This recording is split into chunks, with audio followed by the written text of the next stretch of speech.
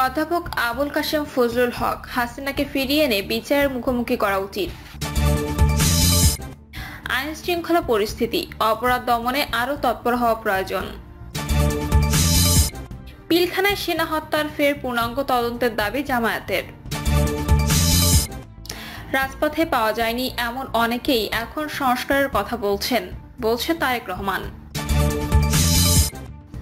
এবং সর্বশেষ জানাবো, নারায়ণগঞ্জে ব্যাংকের এসি মেরামতের সময় বিস্ফোরণ, 2 মিস্ত্রির মৃত্যু। শুনছিলেন সংবাদ শিরোনাম, এবারে বিস্তারিত। অধ্যাপক আবুল কাশেম ফজলুল হক, হাসিনাকে ফিরিয়ে এনে বিচারের মুখোমুখি করা উচিত। বাংলা একাডেমির সভাপতি অধ্যাপক আবুল কাশেম ফজলুল হক বলেছেন, টর্চার সেলে বহু মানুষকে বন্দী রেখে মাথা ঠান্ডা করে নির্যাতন করা ছিল বিগত সরকারের একটি বড় অপরাধ। এ ধরনের অপরাধে দণ্ডিতদের বিচারে ফাঁসিও হতে পারে।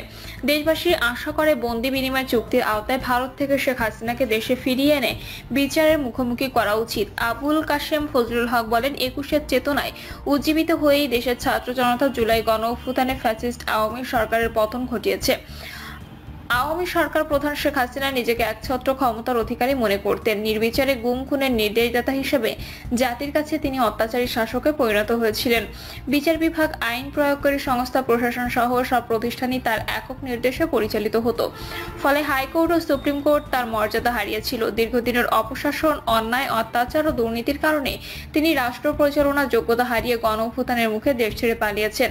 সভাপতির বক্তব্যে ডিবেট ফর ডেমোক্রেসির চেয়ারম্যান হাসান আহমেদ চৌধুরী কিরণ বলেন, বাংলাদেশের ইতিহাসে দৃশ্যমানভাবে গুলি করে এরকম হত্যাকাণ্ড আর কখনো ঘটেনি। তাই জুলাই বিপ্লব সহ আওয়ামী শাসনামলে গত 15 বছরের সব গুম, খুন, হত্যার বিচার যত দ্রুত করা যাবে, ততই সাধারণ মানুষের আইনের শাসনের প্রতি আস্থা বাড়বে। আইন শৃঙ্খলা পরিস্থিতি, অপরাধ দমনে আরও তৎপর হওয়া প্রয়োজন। রাজধানী সহ দেশের বিভিন্ন স্থানে আইন শৃঙ্খলা পরিস্থিতির মারাত্মক অবনতি পরিলক্ষিত হচ্ছে। গতকালও ছিনতাই, চাঁদাবাজির একাধিক খবর প্রকাশিত হয়েছে। শুধু সন্ধ্যা বা রাত নয়, দিন দুপুরে ছিনতাইয়ের শিকার হচ্ছেন সাধারণ মানুষ। বিভিন্ন এলাকায় প্রধান সড়ক থেকে শুরু করে অলিগলিতে এখন বেপরোয়া ছিনতাইকারীদের অবাধ বিচরণ। এরা ছিনতাই করেই ক্ষান্ত হচ্ছে না, শারীরিকভাবে ক্ষতিও করছে। সম্প্রতি রাজধানীর উত্তরায় রামদা দিয়ে 2 নরনারীকে কোপানোর ভয়ালো দৃশ্যের জের কাটতে না কাটতে দিন দুপুরে যাত্রীবাহী বাসে প্রকাশ্যে ছিনতাইয়ের ঘটনা ঘটেছে। রাতেও দূরপাল্লার বাসে সর্বস্ব লুটের ঘটনা ঘটছে। চাঁদা না দেওয়ায় চট্টগ্রামে প্রকাশ্যে ব্যবসায়ীকে কোপানোর ঘটনা বুঝিয়ে দিচ্ছে সন্ত্রাসী, চাঁদাবাজ, কিশোর গ্যাংদের নৈরাজ্য কোথায় গিয়ে ঠেকেছে।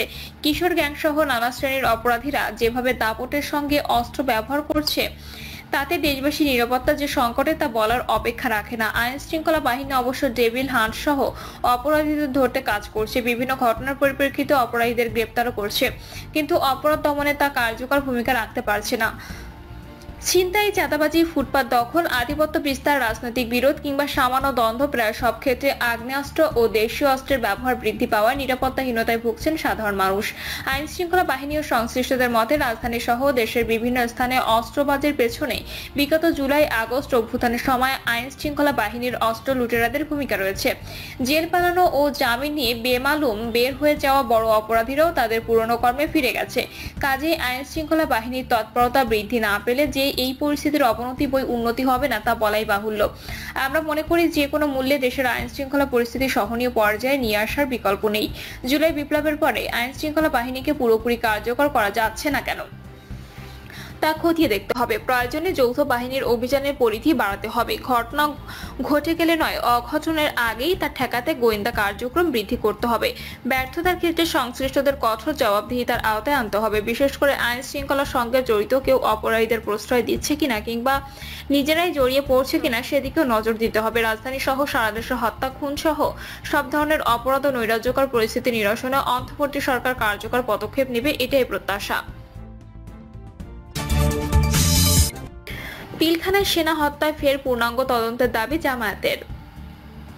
2009 সালে পিলখানায় সেনা হত্যার প্রকৃত রহস্য উদ্ঘাটনের লক্ষ্যে পুনরায় এবং পূর্ণাঙ্গ তদন্ত করার দাবি জানিয়েছেন জামায়াতে ইসলামীর সেক্রেটারি জেনারেল অধ্যাপক মিয়া গোলাম পরোয়ার। বিবৃতিতে তিনি বলেন, ফ্যাসিস্ট আওয়ামী সরকার ক্ষমতা পাকাপোক্ত করার জন্য দেশপ্রেমিক সেনাবাহিনীকে হত্যা করে মূলত দেশের স্বাধীনতা সার্বভৌমত্ব হুমকির মুখে ফেলার ষড়যন্ত্র করে। স্বৈরাচারী আওয়ামী সরকার এই দুঃখজনক ও মর্মান্তিক ঘটনায় অনেক নিরীহ ব্যক্তিকে গ্রেপ্তার করে বিচারের নামে প্রহসনের আয়োজন করে, তাদেরকে বিভিন্ন মেয়াদে দণ্ড দিয়ে কারাগারে আটক রাখে। অনেকে নির্দোষ প্রমাণিত হলেও ফ্যাসিস্ট সরকারের ষড়যন্ত্রের কারণে তাদের মুক্তি মেলেনি। জামায়াত সেক্রেটারি বলেন, জনগণ 2009 সালের 25 ও 26 ফেব্রুয়ারি সেনা হত্যা নির্মম ঘটনার প্রকৃত কারণ জানতে চায়। আমরা নিরপেক্ষ তদন্তের মাধ্যমে পূর্ণ এবং পূর্ণাঙ্গ তদন্ত করে এই নির্মম প্রকৃত রহস্য উদ্ঘাটন করে দায়ী ব্যক্তিদের চিহ্নিত করে তাদের বিরুদ্ধে কঠোর আইনানুগ ব্যবস্থা গ্রহণের আহ্বান জানাচ্ছি। বিবৃতিতে তিনি উল্লেখ করেন, যেসব নিরীহ নিরাপরাধ ব্যক্তি কারাগারে আটক আছেন তাদেরকে অবিলম্বে মুক্তি এবং যারা ক্ষতিগ্রস্ত হয়েছেন তাদের পুনর্বাসনের জন্য অন্তর্বর্তী সরকারের কাছে জোর দাবি জানাচ্ছি। এ উপলক্ষে সারা দেশে জামায়াতে ইসলামের পক্ষ থেকে আলোচনা ও দোয়া মাহফিল আয়োজনের আহ্বান জানাচ্ছি। রাজপথে পাওয়া যায়নি এমন অনেকেই এখন সংস্কারের কথা বলছেন তারেক রহমান। এখন অনেকেই সংস্কারের কথা বলছেন, অথচ বিগত সময়ে তাদের রাজপথে পাওয়া যায়নি বলে মন্তব্য করেছেন বিএনপির ভারপ্রাপ্ত চেয়ারম্যান তারেক রহমান। তিনি বলেছেন, একমাত্র বিএনপি স্বৈরাচারের রক্তচক্ষু উপেক্ষা করে দেশ পুনর্গঠনের কথা বলেছে এবং 31 দফা ঘোষণা করেছে। বিএনপি দেশ পরিচালনার সুযোগ পেলে সবার আগে দেশ পুনর্গঠন করবে। তারেক রহমান বলেন, গত 16 বছর ধরে স্বৈরাচারী শেখ হাসিনা অবৈধভাবে ক্ষমতায় টিকে থাকতে বিএনপি সহ বিভিন্ন গণতান্ত্রিক দলের নেতাকর্মীদের খুন, গুম ও লুটতরাজ করে। তখন নানা ধরনের নির্যাতনের মুখে বিএনপি সহ কিছু রাজনৈতিক দল রাজপথ থেকে লড়াই করেছে। এখন যারা বড় বড় কথা বলছে তারা তখন স্বৈরাচার বিরোধী আন্দোলনের মাঠে ছিল না। এখন অনেকে সংস্কারের কথা বলছেন, অথচ বিগত সময়ে তাদের রাজপথে পাওয়া যায়নি।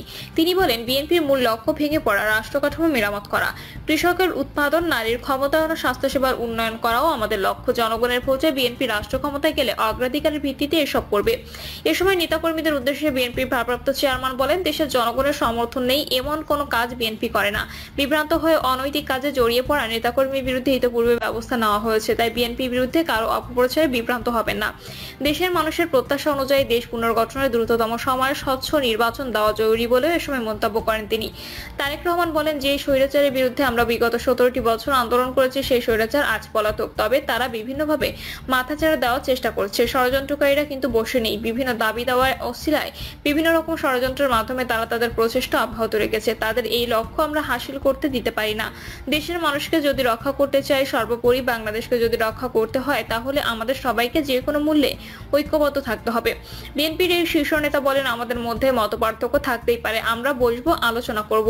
এক আলোচনা শেষ না হলে আবার আলোচনায় বসবো। আলোচনার মাধ্যমে আমরা সমস্যার সমাধান খুঁজে বের করব। আমাদের অনেক কাজ, দেশকে পুনর্গঠনের কাজ। দেশের সামনে আমরা রাষ্ট্র কাঠামো পুনর্গঠনের 31 দফা রূপরেখা দিয়েছি। সেটির জন্য ভবিষ্যৎ প্রজন্মের সন্তানদের শিক্ষা ব্যবস্থা কিভাবে করব তার একটি সংক্ষিপ্ত বিবরণ দেওয়া আছে। এই দেশের বেকারদের কর্মসংস্থানের জন্য, স্বাস্থ্য ব্যবস্থা ও কৃষির জন্য আমরা কি কি করতে চাই তার কথাও উল্লেখ করা আছে। সমগ্র দেশকে পুনর্গঠন করার জন্য আমরা কি করতে চাই সে কথাগুলো বলা আছে। নারায়ণগঞ্জে ব্যাংকের এসি মেরামতের সময় বিস্ফোরণ, 2 মিস্ত্রির মৃত্যু। নারায়ণগঞ্জের সোনারগাঁও উপজেলার একটি বেসরকারি ব্যাংকে শীতাতপ নিয়ন্ত্রণ যন্ত্র মেরামত করার সময় বিস্ফোরণে 2 জনের মৃত্যু হয়েছে। দুপুর 1টার দিকে সোনারগাঁয়ের মেগা কমপ্লেক্সের 6তলা ভবনে ইস্টার্ন ব্যাংকের কাজপুর শাখায় এ ঘটনা ঘটে বলে ফায়ার সার্ভিস অ্যান্ড সিভিল ডিফেন্সের কাজপুর স্টেশনের senior station officer Jahangir Alam জানান। ওই ভবনের নিরাপত্তা কর্মীরা জানান, 3 জন শ্রমিক ভবনের নিচতলায় পেছনের অংশে এসি মেরামতের কাজ করছিলেন। এ সময় বিস্ফোরণে অগ্নিদগ্ধ হন 2 জন শ্রমিক। অপরজন দূরে থাকায় তিনি অক্ষত ছিলেন। ঘটনার পরপরই ফায়ার সার্ভিসকে খবর দিলে তারা আহতদের উদ্ধার করে হাসপাতালের দিকে নিয়ে যান। ফায়ার সার্ভিসের কর্মকর্তা জাহাঙ্গীর আলম বলেন, ইস্টার্ন ব্যাংকের কাজপুর শাখায় শীতাতপ নিয়ন্ত্রণ যন্ত্রের কম্প্রেসার মেরামতের কাজ করছিলেন মিস্ত্রিরা। এ সময় বিস্ফোরণে দগ্ধ হন 2 মিস্ত্রি। পরে তাদের উদ্ধার করে নারায়ণগঞ্জ জেনারেল হাসপাতালে নিয়ে গেলে কর্তব্যরত চিকিৎসক মৃত ঘোষণা করেন। সোনারগাঁও থানার এসআই পঙ্কজ কান্তি সরকার বলেন, ঘটনাস্থল পরিদর্শন করা হয়েছে। বিস্ফোরণের পর ব্যাংকটির লেনদেন সহ সব কার্যক্রম বন্ধ রয়েছে। প্রিয় দর্শক, এই ছিল এখনকার সর্বশেষ সংবাদ। আপডেট সব সংবাদ পেতে চ্যানেলটি সাবস্ক্রাইব করে বেল আইকনটি ক্লিক করে রাখুন।